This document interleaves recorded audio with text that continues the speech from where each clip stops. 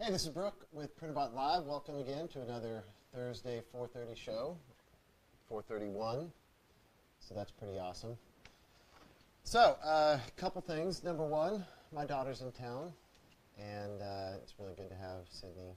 She got married last summer, and so, my week's gone a little sideways with some family time, but it's been good. So I've been doing a lot of designing. I'm going to tell you about a new little project I teased about last week. I'll show you that in a second.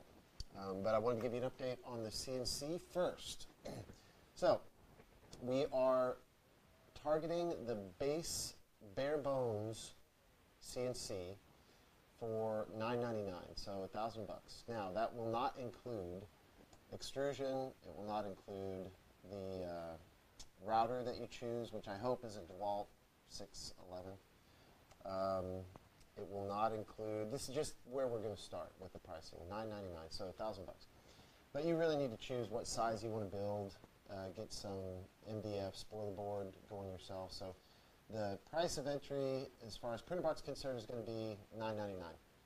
Now, with extrusion and a router, you will be able to, and some MDF, you will be able to build that. There's a little bit of hardware that goes with the extrusion as well, so not too bad.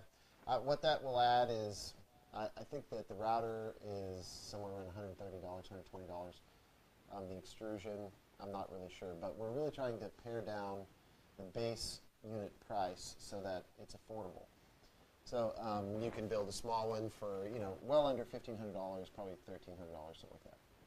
So, but the cool thing about this is with that bare bones kit, if you want to do the extrusion yourself, and you can get your own router, then you can make it as big as the crawl bot. Now the extrusion will be the cost that grows the most when you add in size for a crawl bot. So it's, like I said, one design to rule them all. Now you can also upgrade to linear rails, to rack and pinion. All those upgrades will come later, but we want to get this thing rolling on Delrin wheels first. And so just wanted to let you know that's our target price. We're trying to pare down some of the price, get our costs down, get all of our bonds in order. And so we're not ready to put it on sale yet. But the first thing that I will do, and Dave, we're going to start working on that tomorrow because we have the BOM, but no promises on when that will go live. It will be days, not weeks. And there will be a lead time for that because we're going to make the first 100 or so in-house. And we just need a little time to cut the parts and get everything in for, we don't have tons of NEMA 23s. Those are the larger motors. So I need a little lead time on sourcing some of this stuff, but that's where we are with the CNC, and I'm really happy with it. The second thing, oh, by the way, on that bare bones CNC, I decided that with a spacer on the side of that unit, there's a double sandwich of, and on the Z, there's a 3/16 aluminum plate, and they're back to back like this. They're held apart by spacers for the wheels, but we added these really nice powder coated black. They're really beauty panels. When I started to deconstruct the model and see what we can tear out of it, how we can make it cheaper, those were the first thing to go. So you can order it bare bones without those beauty panels. We'll offer those for those that want a really finished looking piece, and we'll just see how it goes. Like if people want those to come with the kit, we can add them in. It's just going to drive the cost up a little bit because those are folded pieces. You've got to cut them, fold them, put pin inserts in them, which are like little nuts that press into the metal, and then your unit looks really, really nice. But so that bare bones price may not be what a lot of people buy at. They may want to add in some extras. So if you got questions on the CNC, and I'm going to keep going, Dave, but if there's anybody that has questions, just stop me. Or we can save until the end. The other thing I wanted to say was I had a great training last, it was great for me. I don't know how they did. But I had a dozen or more teachers, local teachers, and by local, a couple of them drove for a couple of hours from the Bay Area, from Modesto, Stockton. And I just invited them and said, hey, come get some training and certify yourself to be a Printrbot educator. So a little cheesy, but they sat through a few hours of me, and some of them stayed around for quite a while. One of the coolest things I thought was, in the past, I've had all kinds of bots for sale, and a lot of times in the past, teachers would choose a play or a simple metal. Well, those are gone away now, and we're really focusing on the Simple Pro. So I said, bring your printers, whatever you have. I don't even care if they're not Printrbot. We're just doing 3D printing training. And so the only ones that came, there was one simple metal, but he never took it out of the box. He got it refurbed. But the rest of them were Simple Pros. So I was really happy to get feedback on the Simple Pro. And so, while I've been hesitant about the cloud a little bit because I've heard from some teachers that have some IT guys that are somewhat difficult, and the requirements in school sometimes are a little higher for internet and Wi-Fi and all that. So sometimes that creates problems, but they're solvable. Really, you just have to give yourself an open Wi-Fi access point, or at least have the SSID, the name of the Wi-Fi and the password. But anyway, so I asked them, how's it going with those printers, and the feedback was generally really good. They like the fact that the students can share one printer, that you don't have to have a computer attached to it, and it's touchscreen, that really they just have models they want to print, and usually the teacher will put that into the account and print those. But I was just really grateful to have the local teachers show up, and Printrbot is not only into education. Yes, we want to sell printers, but I love education, and those teachers were fantastic. The beauty of it was after I did my spiel, and I did my 3D printing is hard, it's getting easier, here's the Simple Pro, and that's how it's getting easier. And then I did some training on maintenance of the machine and stuff like that. So we're all done with that, and I said, well, we can stick around, take a break, look at the shop, whatever you want to do. And what happened just kind of organically, naturally, where the teachers started talking to one another and helping one another. Some of them would have problems, in the first layer. And so another guy would come up and show, oh yeah, let me help you calibrate that, and he'd calibrate it. One was, there was a couple of really simply solved problems that were really frustrating people. And it was kind of eye-opening for me. I was like, oh yeah. For instance, I got to remember the one. There was just calibration issues on that first layer. I had one guy that was going up when he should have gone down. But really simple, nothing that we couldn't solve here in the room, and it was just great to have other teachers help one another and get that first print going. And so a couple of them were pretty frustrated. They just hadn't really dug into it, and having somebody alongside to hold their hand and take them through that first print gave them the confidence to leave really happy.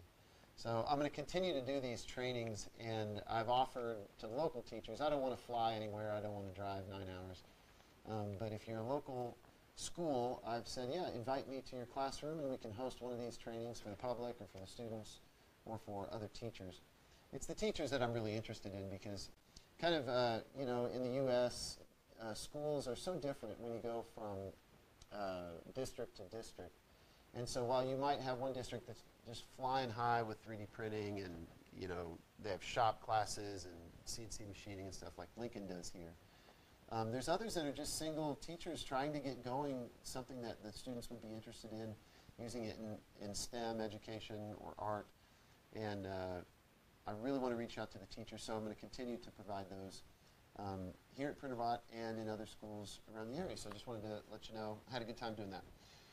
All right, so another thing that we have been doing this week is really taking a close look, me and Dave here. He's behind the camera, the faceless cameraman. He is kindly offered to, since he does support, we have questions that have flown in over the last year, and we've dealt with those in the, what's it called? Zendesk. In Zendesk. But I wanted to put a page on our website that kind of gathers all of that best practices information and some information that is hard to find if you go in the forums and just do a search for G2. And I've been watching the tweets and the feedback from people on the G2. Here's the biggest rub, is 3D printing typically uses Marlin. Now there is SmoothieWare, which is totally different. It's 32-bit. There's other firmwares out there, and we've chosen one that is not in the Marlin family. But we're one of the manufacturers that ships their printers with 32-bit ARM processors. I don't even know if we're the only one, but I wonder if anybody else is, you chat room could tell me. But anyway, so we've been shipping this for over a year, and we've got some learnings. And it's funny that, I knew it was a couple years back, that maybe 3 years back when we started working with Alden and Rob on Tiny G to get this thing rolling. And I forget how much water was under the bridge and how much knowledge that I had about this board that I just haven't talked about much. So I just wanted to give a brief overview of a page that we're going to put up soon with some common, like setup, calibration, how you can use this board for other printers besides the Simple Pro. So the first thing I wanted to mention was I'm holding a single board here. If I had a printer board, I don't have one. I don't think I have one handy. This is a single board. Well, we've added in the Simple Pro a discrete power board that gives power to this. Now, you don't have to use that. You can just plug the power source right in here. This is a 12-volt board. Right now, we're going to change this to 24 sometime in the future. But anyway, so you can give it power, although on the Simple Pro, you have a power board. We don't sell those power boards. We will if anybody's interested in them. The nice thing about that power board is it gives you, first of all, it allows you to build electronics here that are very quiet, don't have that high power, low power on the same board. You just have 12 volts coming in here, and you don't have to worry about powering a FET and a heat bed and all of that. But anyway, so, well, the heat bed is powered on here, actually. The heat bed and the extruder come right off of here. But it's got some relays on the board. Anyway, I'll talk about that more at another time. But this is in the Simple Pro with a discrete power board. All right. Now, that power board actually controls the power to the hub. And that's we call it the hub, the printer hub. It's a touch screen. So there's a touch screen on the end of the Simple Pro that comes back here on a ribbon cable to this. We're focusing on using this just as is with a little board that plugs onto this ribbon cable connector called the legacy board. And that gives you all of the motors are out on these Molex plugs and the thermistor and everything that you need. So in our Simple Pro, this goes through a ribbon cable up to the extruder. And there's actually a little breakout board by the extruder, behind the extruder. We did have to put one chip on there because we were having trouble getting the LED signals to always be consistent. And so we had this little chip that kind of cleans that signal. But other than that, it's just a breakout board. So it just goes from ribbon cable connectors to the Molex connectors, and you plug in your extruder motor and your hot end power and thermistor and so on and so forth. But all of the Simple Pro stuff aside, as a standalone board, with the legacy header, it works just like any other board. It's a little taller than the printer board because it has this connector that makes it a little taller. So anyway, this can be used to run our older printers. Now, why would you want to do that? Now, the rub is that this is 32-bit. It uses different firmware. And for instance, if you wanted to, we added a bunch of M codes to Marlin. I mean, everybody's been adding M codes, so I don't deserve a lot of credit there. But we wanted to be able to do different size beds. And so we utilized some M codes with the old printer board in Marlin to resize your bed. So you get an upgrade and it goes, 8 inches wide. You can just plug that in with an M code. So size is one thing. When you change out your extruders, you need to change the steps per millimeter. When you change the lead screw on a printer board, an old one, you change the steps per millimeter. So it's all very straightforward. So when people open up the documentation for this G2, they're like, it's not the same because it's not Marlin. And that's a little bit frustrating for some. They've been used to doing things the old way with Marlin. And by the way, Marlin is 8-bit. So while it's totally amazing, like Prusa is the one that's pushing Marlin the hardest. And Prusa's done a really good job of taking 8-bit about as far as you could ever hope to take it. I don't know what else he has planned, but I'm amazed that he's got the things shoved in there that he does. We use a fork of Marlin, so it's not mainline Marlin, but it's pretty close. And we use the Teensy chip instead of an Arduino chip, like a Mega, Arduino Mega. But anyway, so this new one brings unfamiliar, firmware to people. But as I've gotten in there and we're documenting this, even Dave was like, yeah, we hear from people like, this is so much harder. It's not that it's harder, it's just unfamiliar. And in fact, this G2 core firmware that TinyG has developed really started with CNC. And so there's a lot of stuff in the documentation as we're going through the TinyG wiki. If you just Google G2 core wiki, it's on GitHub. And he starts to talk about all of the things that you can do with a G2 board. They sell their own boards. I'm the only one that does this printer board G2. But it's the same firmware, so everything applies. So really the beauty of it is that they are keeping an eye towards motion control. And what I mean by that is, you know, Smoothie board, the Duet, there's a bunch of boards out there that do all sorts of things. They do motion control. They do, you know, control LEDs, the heat beds, the thermistors, things that aren't motion. They do that. And then some boards even go even further, and they cram in a web interface and a UI, and they do all these things. So we've kept this discrete for motion control. Now it does, we did add LEDs on here. But besides everything that a 3D printer needs, you know, that's on this board, excuse me, we have our own touchscreen that communicates with the web. So we've kept the G2 core firmware pristine. I didn't do it. I just said, okay, we'll do that. But you know, all of the web communication happens on a little different computer, the little touchscreen that we have. And so that's discrete. It's not in the firmware for the board. So it's just simpler. When you're dealing with motion control, you just deal with TinyG. And they're the guardians of that code. When you deal with the hub and the cloud, that's us. But if you're not using all that, you just deal with the motion control. So TinyG is becoming more and more popular in CNC because they've been at it for a while, and they were hell-bent on producing a really clean set of G codes that it recognizes. In other words, there's, you know, like Haas and Tormach and like all these CNC manufacturers. And like 99% of the G code and the M codes that are supported by those machines are supported by, I say 99, I'm guessing it's a lot. It's supported by G2 core. So you get all the CNC functionality right off the bat. Now that is code that's been around for a long time.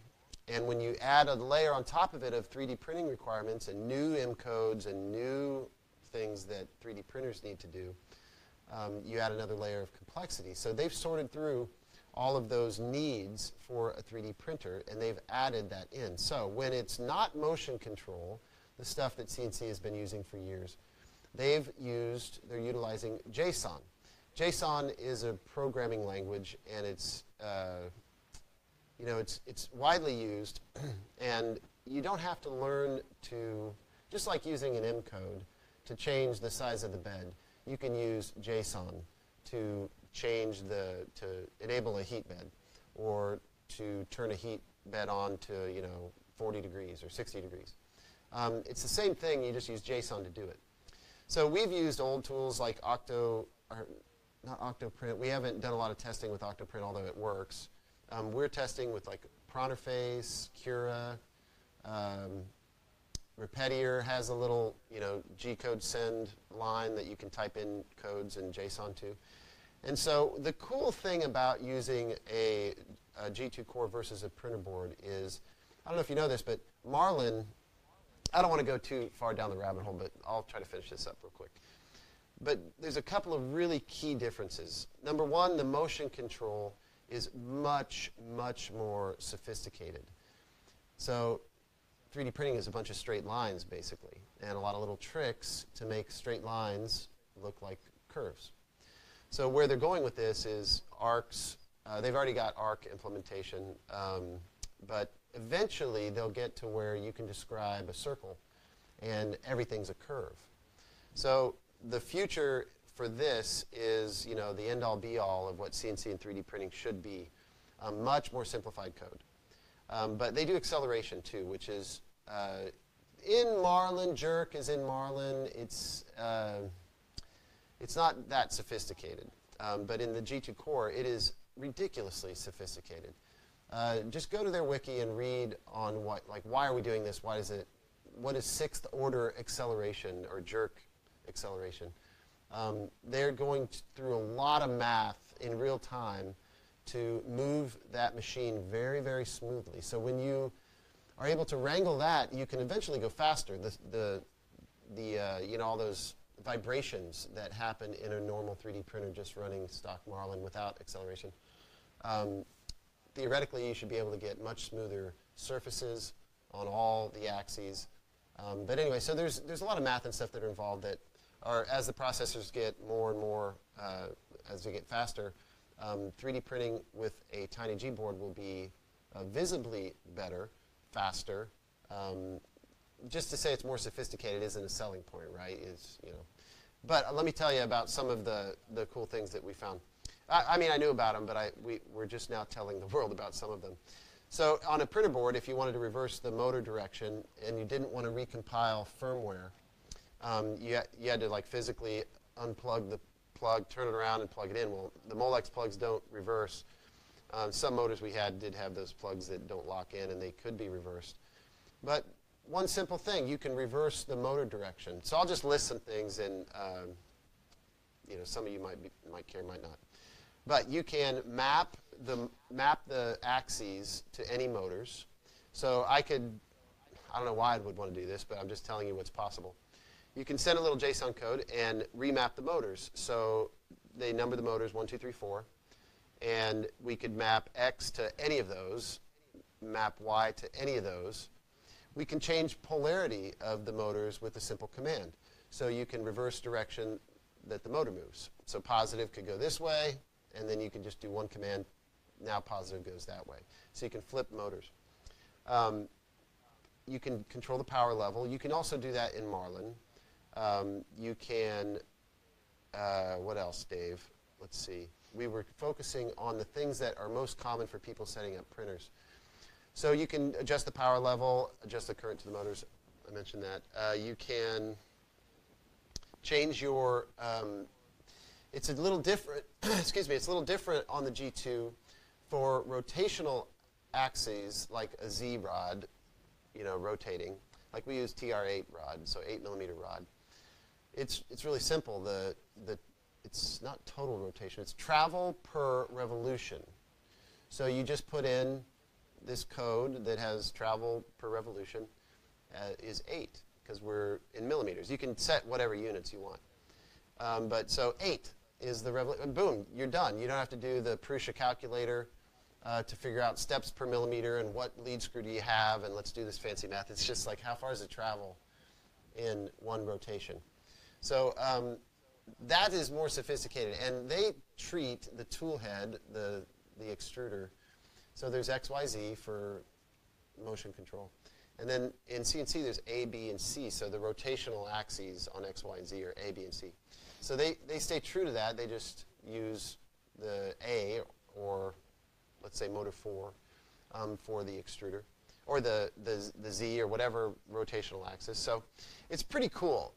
It's very straightforward once you just say, okay, forget what you knew about Marlin, and how am I going to change the lead screw in a G2? Well, it's one little command and you're done. Now, we're putting those together in a starting G code, so you can just take your G2 as it ships and put certain codes in the starting G code.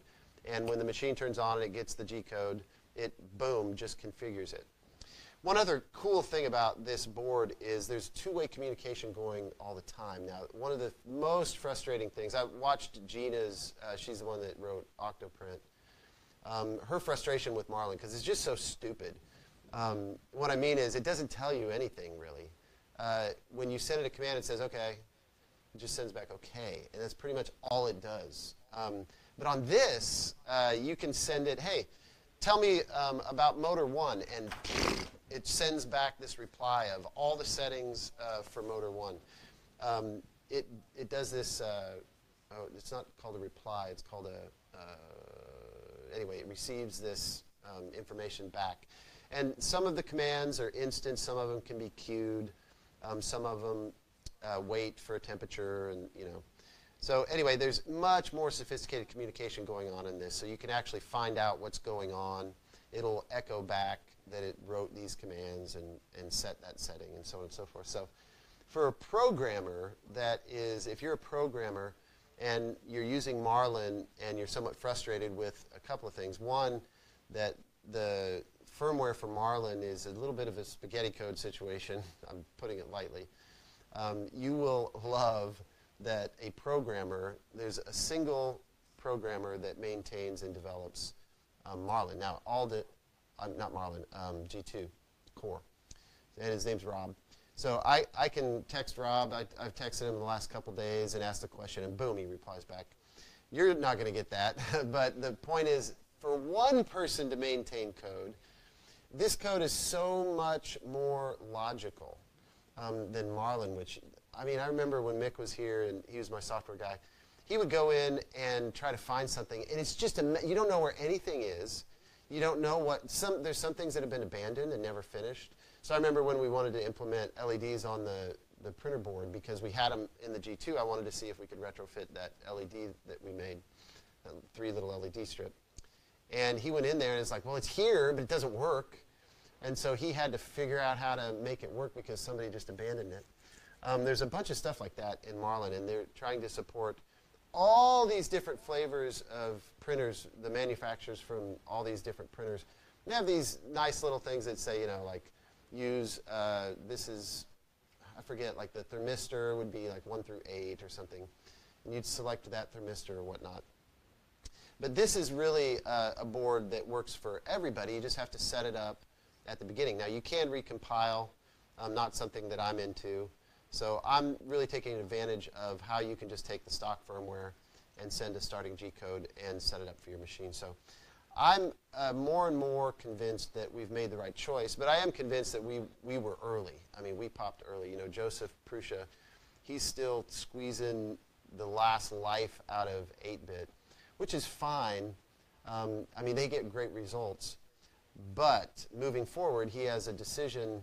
All Marlin people have a decision to make. And I know that Marlin is, by the way, the crossroads I'm pointing to is the 32-bit ARM. To move to a better processor with more memory, with better capabilities, being able to utilize all of the power in those ARM chips, that's coming. 3D printer manufacturers are going to move to 32-bit. Well, we've already moved, and we're getting comfortable with this board more and more. And so the future is bright. Now, here's the real, you know, you've seen that I'm into CNCs as well, and other machines, but, you know, we're just going slowly. First 3D printing, and then CNC. The same board runs both.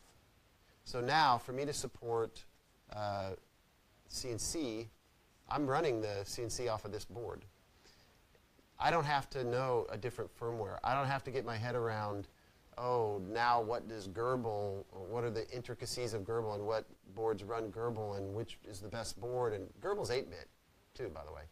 This is 32-bit CNC and 3D printing. So from a manufacturer's perspective, this is really great because I can get one board and I can power any machine with the same firmware. So I don't have to have various versions of firmware and whatnot. So anyway, I'm excited about this. You'll see me post on our website. We're doing is it page or post? There's a post that we're doing. It'll just be a web page that kind of gathers the most obvious things together in one place and then links out a bunch to the wiki. But understand that the wiki is technical because it's written by a programmer, so we're trying to kind of simplify it for just 3D printer talk stuff. So anyway, that's that. If you have questions about the G2 board, it is pretty neat. I guess that's all I'll say about that. Okay, so now for the fun. So this is my machine. Now, I was hoping to have it running, but you know how it is with me. But I did get it put together in a mock form. It doesn't run. Every time I design something, I think, man, 3D design is awesome. You can just design it, and then you print it, and it works, right? Well, if you're me, you design it, you print it, and some of this is laser cut. You cut it. Then when you go to put it together, you realize, oh, yeah, that didn't work. I got to do something different. But this is what I don't really want to call it. I don't know if I like this name, but I'm calling it the Printrtank. You'll see why. This is the Printrtank. So this little guy is really, it started from a cross between the Adoptabot, which is an easily 3D printable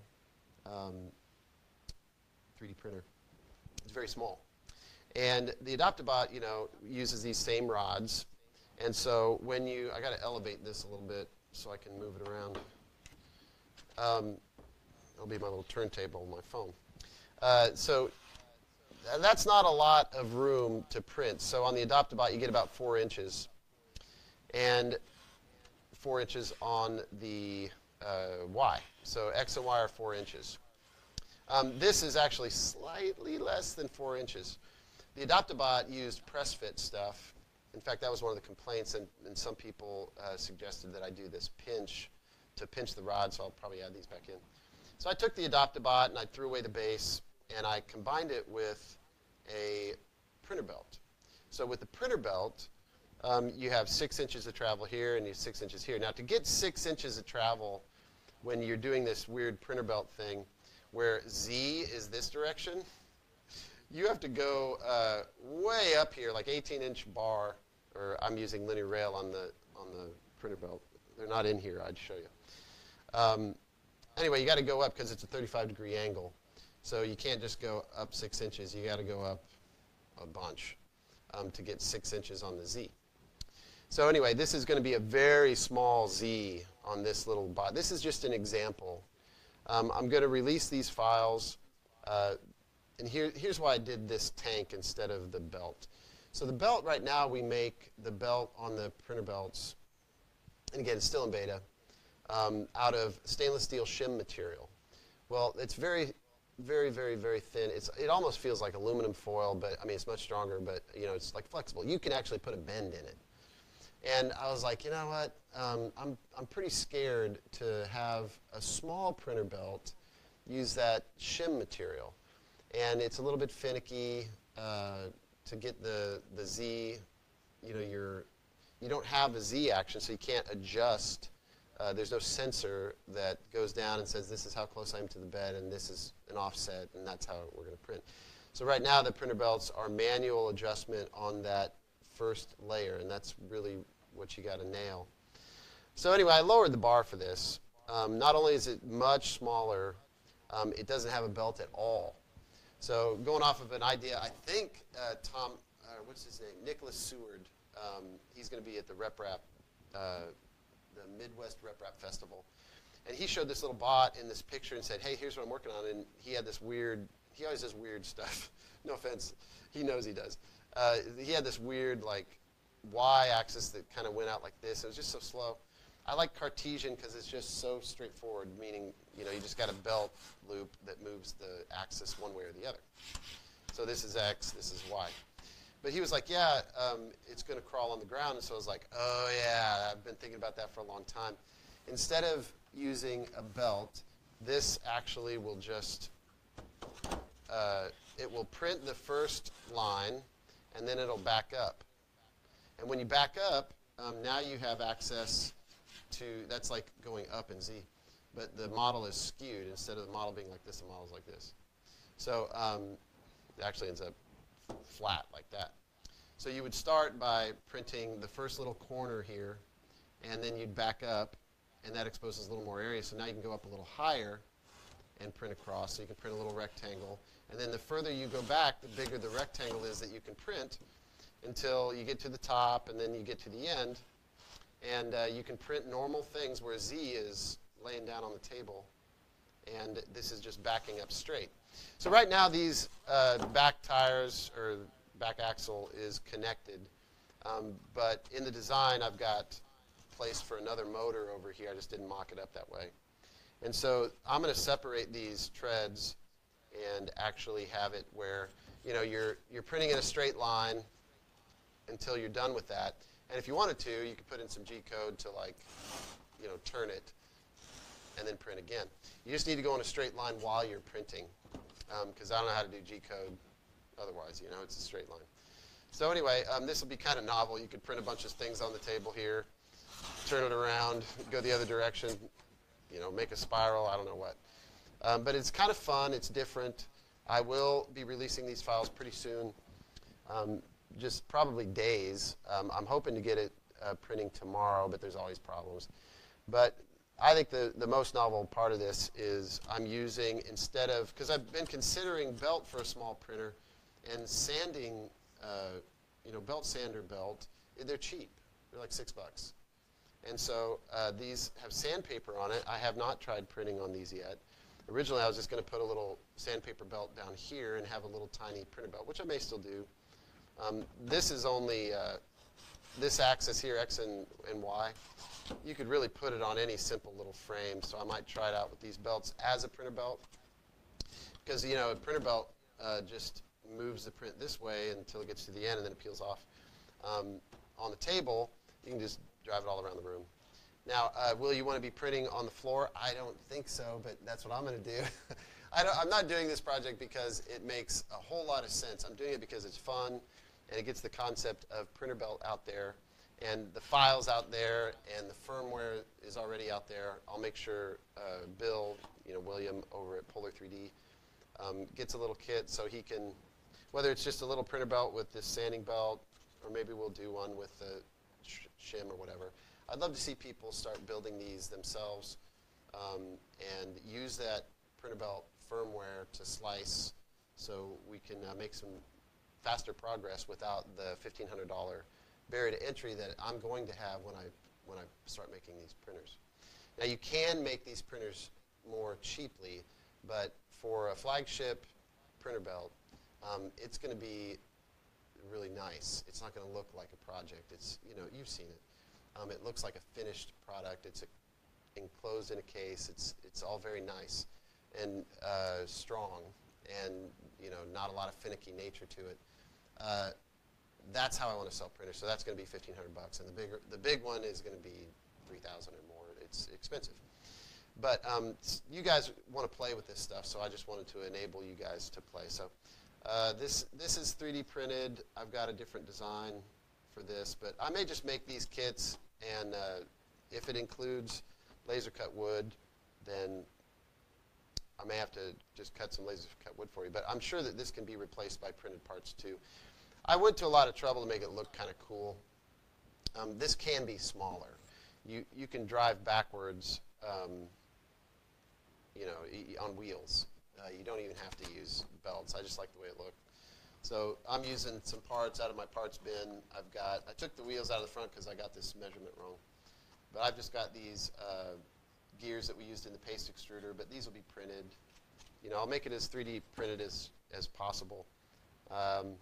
It's funny because, since I have a laser cutter, there's only 5 parts on here. 1, 2, this one was going to be printed, but they didn't print it, so they cut that one. But 1, 2, 3, 4, 5 parts. And they're actually all really small parts. It is crazy how fast this whole thing can print. Now, I printed in big layers, big ugly layers, just to get the prototype out. But there is not a lot of material in this part of the printer because you don't have to have Z. At least you don't have to have Z in a box and a print bed and all that kind of stuff. Doing away with the print bed is nice. Doing away with the heater, you're only going to be able to do PLA and stuff that doesn't need heat. But anyway, so that's the printer tank. Look for those files soon. And once I get printing, believe me, I'll be sharing videos because it'll be hilarious.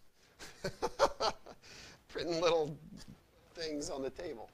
I'll probably put down blue tape to do it, but surely there's some questions about this. This runs off a printer board, by the way, and I'm using I went back to Rev F5. Actually, this is a Rev D. I wanted to prove that it could be done with these Rev Ds. So when I put together kits, I may go ahead and put in Rev D. Why? Because you don't need a heat bed. All you need is an extruder and a thermistor. And I don't have a fan on here, but I'll put a fan on here, I'm sure. But these Rev Ds, they have X, Y, and Z just in simple end stops. And on these printer belts, you don't really need the sensor, and that actually kind of gets in the way. So just to keep it simple, I thought it'd be funny to do a Rev D. I have a bunch of them, so. That is all I have this week. Do you have questions? What slicer would you use for the printer tank? So the printer tank would use either the Polar 3D Cloud, which they have a post-processor. They use, I don't remember if they use Cura or Slicer. But there is on Thingiverse it's it's posted by Polar 3D. If you go on there, he's open sourced the slicer post-processor. So here's how it works. So anyway, you could use whatever you wanted, but yeah, you got to figure out this post-processor. That's one reason that I want to get this out there, because it's not that I'm trying to drive people to Polar 3D to get sucked into their cloud. I happen to like it because you can queue up. It's unique in that you can, operate your printer with just a Raspberry Pi. We'll have a Raspberry Pi in here. It's a belt or, continuous printing type of thing. So it removes the need to, okay, my print is done. I got to go pry it off the bed. I got to replace my tape. I got to hit restart or queue up another file and restart it. The Polar 3D Cloud, it actually lets you, okay, I've got this I want to print, boom, send it to the queue. And I want to print this, boom, send it to the queue. You can line up your queue with all this stuff. And then it just prints one after the other. Or you could print 10 copies of one thing, one after the other. And this thing will just roll back, print one, okay, I got another thing to print another, print another, print another. So you can print a bunch of stuff. Again, if I convert this to a little Printrbelt with my little sandpaper belt, we'll see if I can get that to work. You could just roll prints off the end of it. Like that's what a Printrbelt does. So you can't slice to use that conveyor or to roll back and use the floor as a print surface. You got to print at this angle here, and it takes the model, and in the post processor it says, okay, here's your model. I'll slice it. Okay, I've sliced it. Now I got to turn it to this 35-degree angle, and then it takes the layers, which if you just did that, it turns it and then it slices it. So it turns it 35 degrees and then it slices it. So you got this stack that would look like this, but they have to adjust. When you move up in Z, you're actually moving back in Z. But it's not a one-to-one. Like when you move up 1 millimeter on a regular printer, you move up, like if you got 1 millimeter layer height, I know that not a lot of people use 1 millimeter. But if you wanted to move up a unit of 1, you'd move up a unit of 1. But since you're skewed at a 35-degree angle, the movement isn't one-to-one. So there's a little math in there that says, okay, if these layers are going to end up looking like this rectangle, we have to know what angle that's at and steps per millimeter and all that. And then it has to roll back enough to get the layers going this way 1 unit apart. So there's a little bit of complicated math involved. But the post processor is on Thingiverse. I don't know if you can even, it won't say Printrbelt. It'll say post processor for belt style printers or something like that. Did you find it in Thingiverse? Did you even look? No. If you go to Thingiverse, you might be able to post a link to his post processor. So he used Repetier. And so if you have Repetier, you can actually take that post processor script, plug it into Repetier, and use a desktop computer to slice for this thing. Again, it's new. It needs to be a little more user-friendly. Maybe there's I know there's a way to get, what are they called? Plugins for Cura, plugins for other, Octoprint and such. So since nobody has one, not a lot of development's being done on it. But the guys at Polar 3D are geniuses. I mean, the guy that wrote Sailfish is actually employed there. So he's been doing G-code for a very long time. Or he's been doing firmware for 3D printers for a very long time, going all the way back to MakerBot Sailfish hack. So he's great. But anyway, so I'll get these files out. What other questions? Any other questions? Regarding the CNC machine. Yeah. That's okay.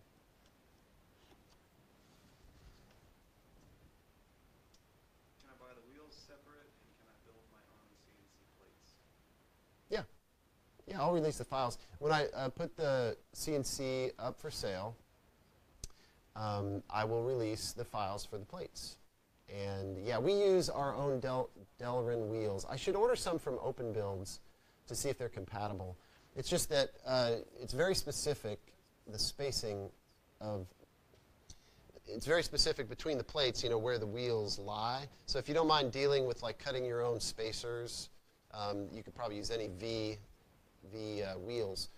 But our specific Delrin wheels are a certain, circumference and size and width and all that. So some of the V wheels are a little bit different than others. So it might adjust some of the distances. But if you have the drawings, you can always figure it out. So yeah, I don't mind. That's part of the beauty of this thing is you can hack on it.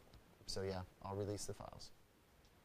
So last question is, how big is your team? How big is our team here? It's pretty small. There's me and Dave. And some others. No, we were as much as 35, and I think if I count part-time, is it 10 or 12? Something like that? Yeah, so we're a third of where we used to be, maybe less. But yeah, we have full-time guys in here are 1, 2, and girl. 1, 2, 3, 4, 5, 6. And then part-time, another 4 or 5, I would say. So anyway, that's about the size of us. I think it's 10 or 12. I forget. I don't know. That's how big we are. Anything else? When I upload a G-code file to the cloud, it seems like it uploads fine. It goes to the printer, downloads, and it starts to heat up. And then it stops right before the print should start. So I don't know if that had anything to do with what you were talking about last night. Yeah, okay, so here's the question. When I upload a G-code file, you change the extension on G-code to GCO, and you put it up in the cloud. That helps you bypass the slicer, and it will go to your printer without a thumbnail. So you can print with your own slicing, preferences and stuff, and go there. Now, they're having problems when they upload a G-code. It does the bed leveling this is on the Simple Pro, and then it stops and waits. And so there's a couple things that it could be. Number one is make sure you view our, what's the document called? Supplemental G-code. In Zendesk on the support site, on the support part of our site, it shows some example starting G-code. In the G-code, Dave, are you supposed to blank out? Aren't you supposed to blank out the starting? Yeah, I think you start fresh. Okay. Clear everything and then paste the stuff back in. Right. I got one that's specific to some pro. Okay. Anyway, what I think that's happening is there is some very strict rules with the G2 board, and one of them is you do have to call out a feed rate. So you might look in your G-code. You can even send me the G-code and let me try it, and I'll find the impending code. There's something that it's choking on before it starts to print. So we can help you with that, but that document will talk about, and even if you follow down to the comments, there's some guys that are like, oh yeah, you got the syntax wrong on this, or you typed it wrong, or there's no feed rate on something. We made a note that our original starting G-code example that we gave actually made a mistake. We omitted a feed rate, and so it would always pause right there. That's what it sounds like. So anyway, we took that line out, or we added in a feed rate, I don't remember which, and then that fixes it. So, but I'm sure we can find it. And like I said, I've got Rob on hand. If your G-code doesn't work on my machine, I'll get it to work. So I'll figure it out, because that's the world we're living in this week. Any other questions? Well, guys, thanks for joining us. Again, we'll get those machines up for sale soon. We'll have these kits available. This will basically be an Adopt-A-Bot kit. That's why I was, for a while, calling it the Adopt-A-Bot Printrbelt. But the funny thing is, it doesn't have a belt. I mean, it has two belts, but it doesn't have a belt that it prints on, so you can't call it a Printrbelt. So that's why I'm calling it Printrtank. And it's not really Adopt-A-Bot because, schools have enough problems. They don't need a bunch of tanks running around their school. It's printing on the floor. But anyway, it's just a fun little project. But I'll get it up for sale with just the hardware that you need. to build one of these. Or at the very least, I'll just release the files and let you deal with it.